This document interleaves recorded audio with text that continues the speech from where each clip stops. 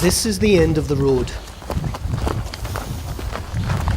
Beyond here, we're given a first look inside all that remains of the Islamic State group's caliphate. IS are close enough to shoot.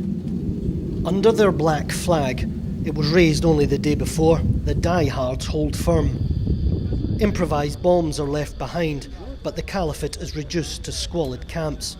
No one knows how many remain inside. The men of the Syrian Democratic Forces wait for the final assault. Just a mile away, IS true believers meet their apocalypse.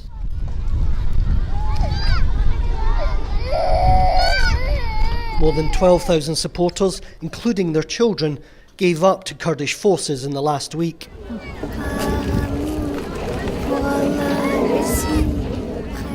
The daughter of a French IS fighter. This is not a lullaby, but a propaganda ballad. She sings of martyrdom and paradise. Her extremist father was killed earlier this week.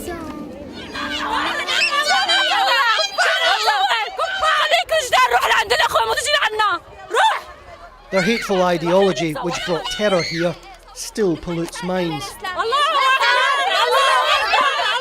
Go film the men, they scream. We are the women of the Islamic State. God is great, as they attack our camera. Hundreds of IS fighters have been killed, but hundreds more have survived the battle to retake their last tiny village of Baghouz. They are headed for Kurdish prison. Many of the Islamic State supporters view the surrender not as defeat, but as only a setback. The IS leadership told them to give up. The wives expect to see their husbands again, and those husbands expect to take up arms again. That leadership has already fled. And now, all across northern Syria, there are tens of thousands of hardcore IS supporters being held together in camps and prisons, and they're waiting for what comes next. 11-year-old Amr from Iraq told us he wants to be a jihadist.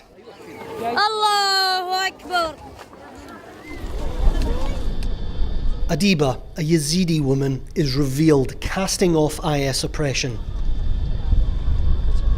They burned the abaya she was made to wear. Forcibly converted to Islam, Adiba was passed from one Moroccan fighter to another.